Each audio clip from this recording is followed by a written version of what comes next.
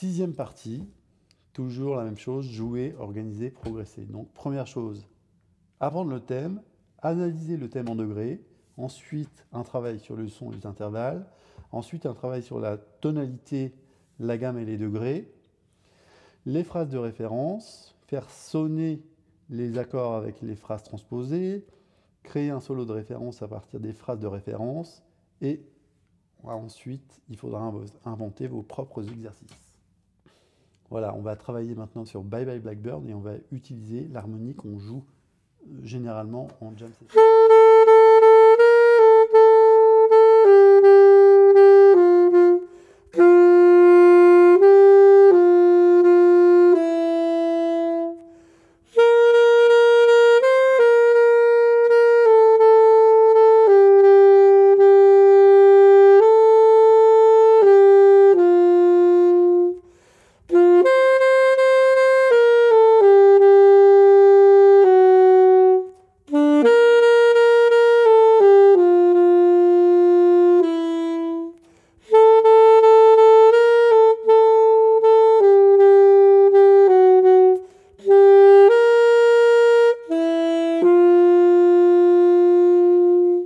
Bye Bye Blackbird, premier degré.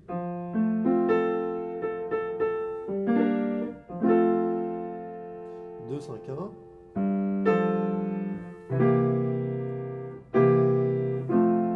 Voilà, généralement, on pense premier degré sur les 4 premières mesures, mais aussi on peut aussi jouer le 2, 5, 1.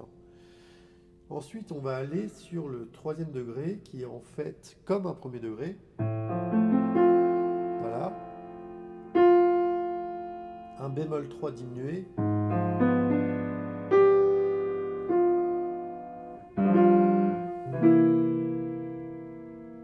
Et là, on revient sur le 2 mineur et un accord de dominante, mais pour faire joli. Donc je ne le marque pas dans la grille. Alors, pour revenir sur ce 3 mineur, 3 bémol diminué, donc c'est comme si on avait un accord majeur, premier degré. Ok. Ensuite, on a un accord diminué.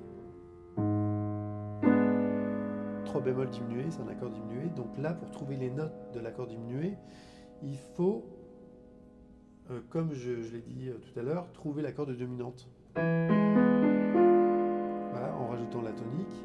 Et à partir de ce moment-là, vous pourrez trouver les notes à jouer sur cet accord. Voilà. Ça, j'en ai parlé dans la deuxième partie. Ok. Le B de Bye Bye Blackbird, on continue. Donc ça fait deuxième degré mineur avec une basse qui descend.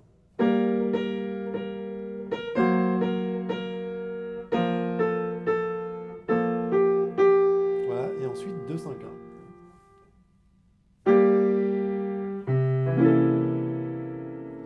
Et là, il y a un accord de passage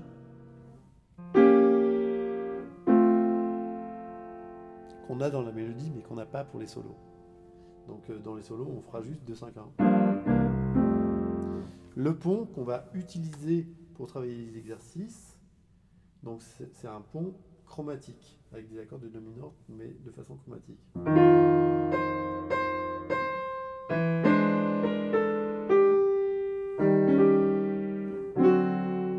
On revient sur le 2. Et là, on fait un 2-5 chromatique pour revenir dans la tonalité.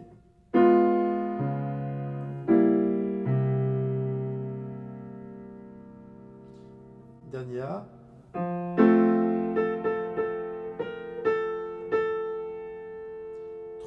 Mineur bémol 5. On a 3 mineurs, 7 bémol 5, 6 dominant, bémol 9, 2, 5, 1.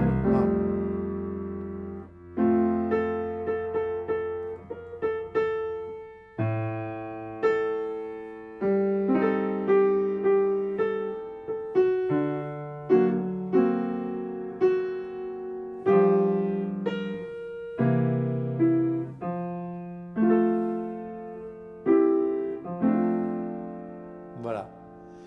Donc, évidemment, de reconnaître les degrés comme ça, c'est pas évident la première fois, mais quand on a l'habitude de le faire, on reconnaît facilement. Et d'ailleurs, des 3, 6, 2, 5, 1, il y en a dans tous les morceaux. Donc c'est assez facile à reconnaître.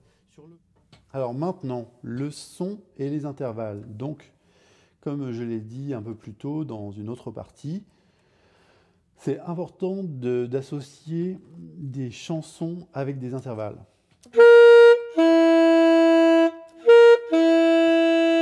Donc là, on a la carte augmentée ou la bémol 5 ou le triton, voilà plusieurs noms possibles.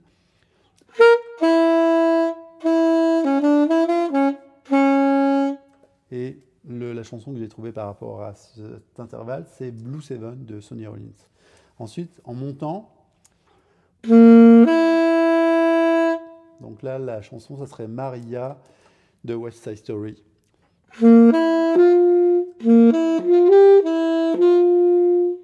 Voilà, c'est vraiment important d'associer des noms de chansons avec des intervalles pour avoir plus de facilité ensuite à choper des phrases ou entendre des phrases avec des intervalles. Donc là, je vous ai marqué des chansons et des intervalles jusqu'à la sixte majeure ascendante. Travailler la tonalité d'un morceau et les degrés. Donc là, on va voir 6 façons différentes d'aller du premier degré au premier degré. Donc ce que je vous propose, c'est de travailler 2 phrases, une phrase qui va jusqu'à la quinte et une phrase qui va jusqu'à la septième, en montant les degrés.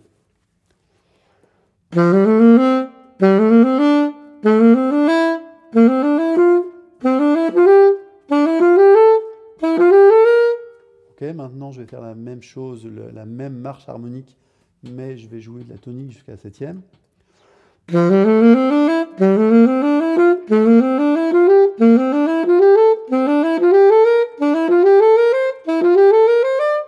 Ok, maintenant le cycle des quintes, de la tonique jusqu'à la quinte.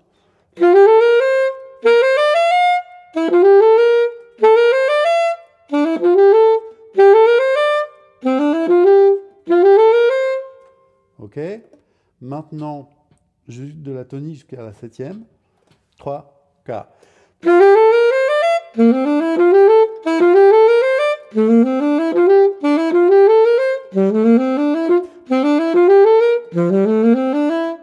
Ok, maintenant on tierce, donc je vais faire, je parle des degrés, Ré, Fa dièse, La, Do dièse, Mi, Sol, Si.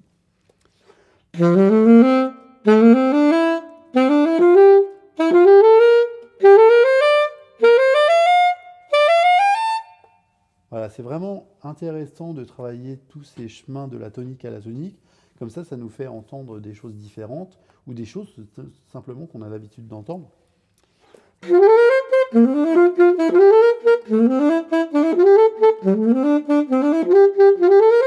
Voilà, ça vous avez vraiment l'habitude depuis toujours de l'entendre. Donc c'est bien aussi de travailler avec divers concepts. Alors je joue les phrases de référence.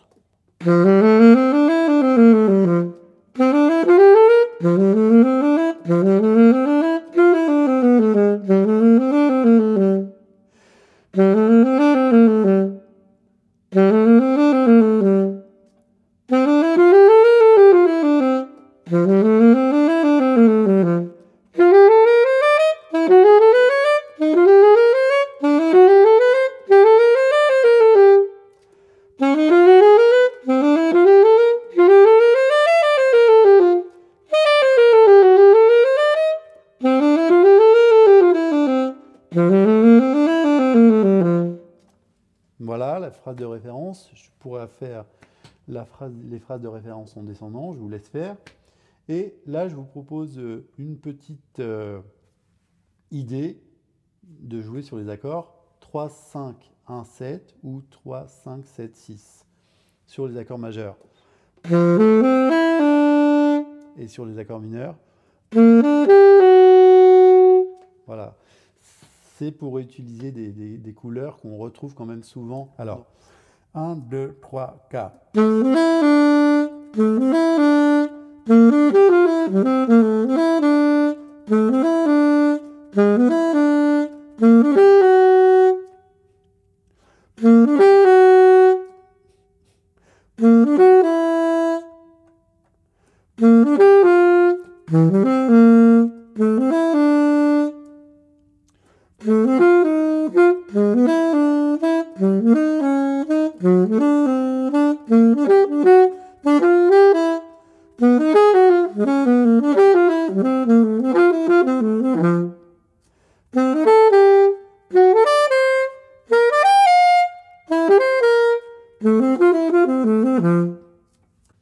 Voilà, donc j'ai commencé avec mon concept qui était de jouer tierce, quinte, tonique, septième, ou tierce, quinte, septième, sixte. Et vous voyez que au bout d'un moment, je peux être créatif et trouver un peu d'autres choses à jouer sur les accords. Créer des solos de référence à partir des phrases de référence, alors ça on l'a vu déjà plusieurs fois sur les autres parties, mais c'est vraiment important de le faire.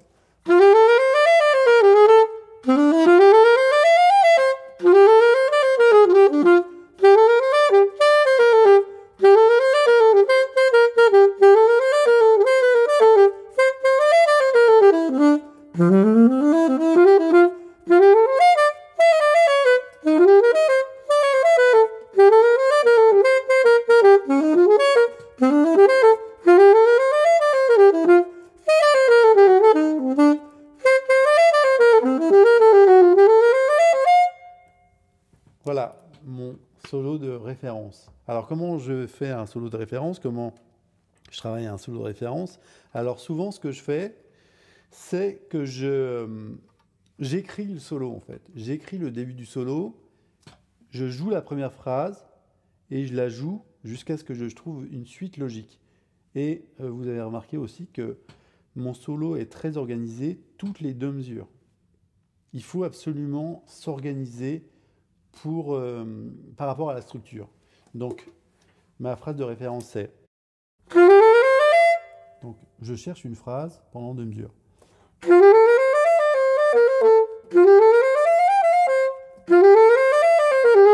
Voilà, j'ai trouvé cette phrase, elle me plaît, je l'écris. Ensuite, pour trouver la deuxième phrase, la phrase qui va venir après celle-là, je rejoue la première.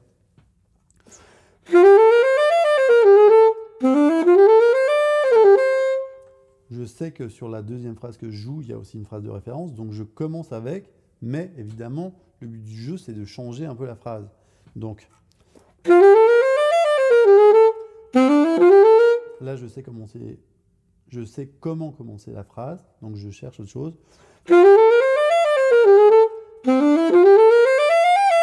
Ok, la phrase me plaît, je l'écris. Maintenant, je recommence du début et je cherche la troisième phrase.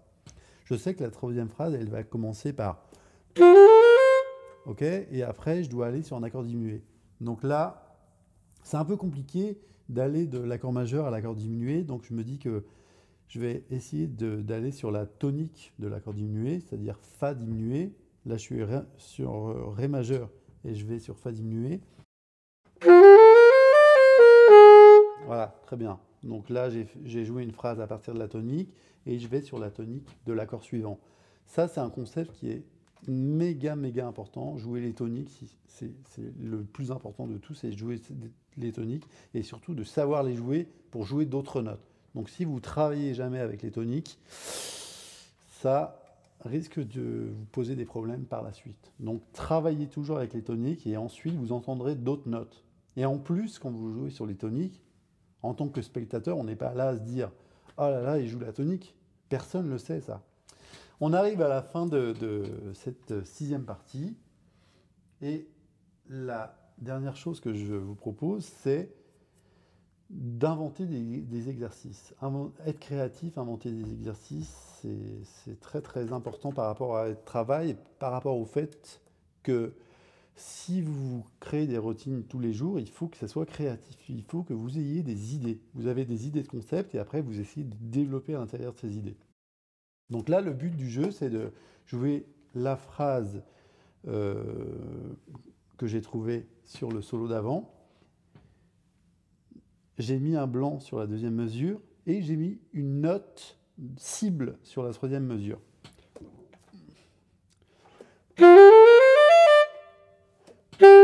Voilà, ça c'est ma note cible sur la troisième mesure. Donc ce que je vais essayer de faire, c'est de jouer ma première phrase, remplir l'espace blanc et aller sur ma note cible.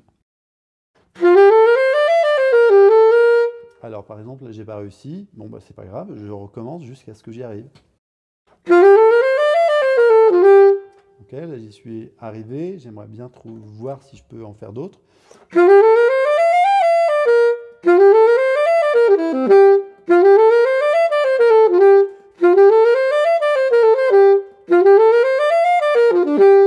Voilà. Et là, là, je vais trouver plein d'idées, et les idées qui vont rester en moi, c'est celles que je préfère.